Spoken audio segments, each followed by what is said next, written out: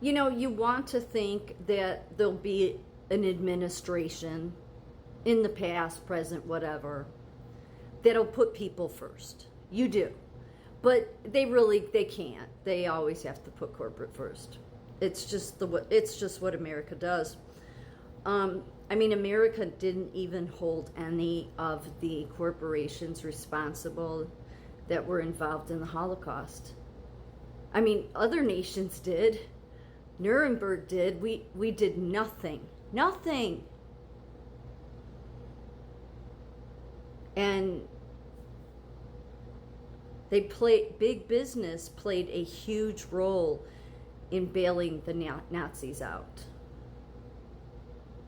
Because we didn't go into war. America didn't enter the war until what, 1941? 1941. Or no, the Holocaust started in 19. I have it. Put it this way, for 2 years, the exterminations were going on. I mean, even though the war started in 33, the exterminations I don't think started until, I think it was 41. We entered in 43. So basically it was approximately 2 years that the exterminations, the atrocities were going on. And major U.S. companies were still doing business. And they knew. Nothing was done. Nothing. Nobody held them accountable. Nothing was done. Why?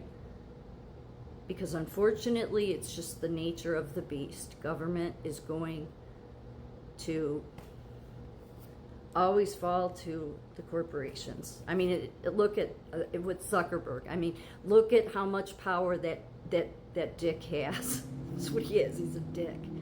Okay, he's buying up all of Palo Alto and making everybody's life miserable. Okay, I mean, people like that should be stopped. But it's just will never happen because I guess there's this idea that, well, if you have a lot of money and you're rich and powerful, then somehow we're supposed to believe you have class or that you have an ethical standard. No, clearly not. And still going on today, but then of course it would be because we never held anybody accountable. Yeah. So, I mean, I'm talking there were companies that were using slave labor. Like their subsidiaries were using slave labor in Germany, meaning they were using the Jews for slave labor. Big business played a significant role in supporting and enabling the Nazi regime in several key ways, effectively bailing out and empowering the Nazis economically and politically. German industrialists and large corporations such as Krupp, IG Farben, Deutsche Bank, and automobile manufacturers actively cooperated with and financially backed the Nazis. They contributed funding to the Nazi Party, helped implement Nazi economic policies, and profited from the persecution and expropriation of Jewish assets. These companies also served as vital partners in executing Nazi policies, including the forced Aryanization of Jewish businesses and the facilitating the machinery of persecution through financing, logistics, and technology. Business leaders supported the Nazis to secure political influence, freeze wages, abolish trade unions, and increase profits, while the regime rewarded them with expanded control over their workforce and economic privileges. In some cases, businesses maintained ties with the SS and even received payments linked to atrocities or employed forced labor. The cooperation was driven by ideological alignment, political opportunism, and economic gain, making big business complicit in the Nazi regime's rise and consolidation of power, as well as the Holocaust's execution. Early funding and political donations concentrated on the Nazi Party helped Hitler rise. cooperation in removing trade unions, freezing wages, controlling labor, as I said, taking over Jewish-owned businesses through the Aryanization policies, often profiting from forced sales and confiscation. Unbelievable to me, and never, ever did anybody in this country hold these sons of bitches responsible. So that's the hell, that's where you live. Not trying to depress any, it is. And so people just overlook it, right? And then Congress wants to put the experts on. They'll let us know what's best. Yeah, sure they will. You're all just as unethical as the corporations. I mean, they all just serve each other, right? I mean, that's really what it is at the end of the day.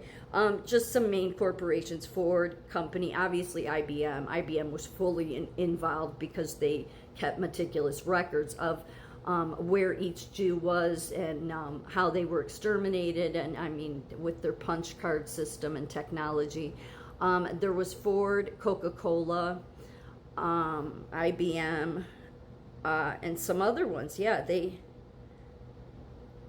Woolworth, MGM, other companies with investments or operations in Nazi Germany included Coca-Cola, Eastman, Kodak, Singer International, Harvester, Gillette, Kraft, Westinghouse, Chase Manhattan Bank, Dow Chemical, Woolworth, MGM, Alcoa, and some involvement with American banks aiding Nazi financial operations. Many of these corporations prioritized profit and business interest over political or humanitarian concerns, and several used forced labor or directly supported Nazi military efforts. The collaboration ranged from direct production for the war effort to financial and financial alignment or financial helping them come to power. This alignment was complex, involving a mixture of economic self-interest, and then they say there was insufficient regulation, so by the time after the war, that's why America couldn't do anything. But then I'm like, well, then why weren't laws put in place so that this could never happen again? They didn't put any laws in place. They did nothing. America did nothing. The government did nothing. Many American corporations that did business with Nazi Germany during the Holocaust era were primarily motivated by greed. Yep.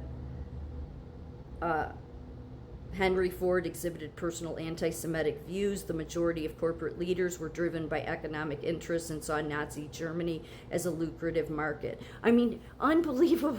Just blows my mind. Like, that. I mean, it shouldn't, right? It shouldn't. I mean, this is why Jesus said, it would be hard for the wealthy to get into heaven. Because you can justify the atrocities, the extermination of millions of people, also that you can make money. That's not what surprises me. What surprises me is that our government allowed them to get away with it.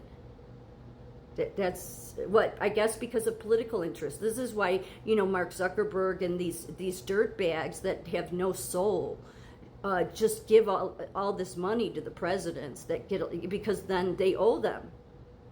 So I have to pay a higher electric bill so that Mark Zuckerberg can have his fucking data centers, okay?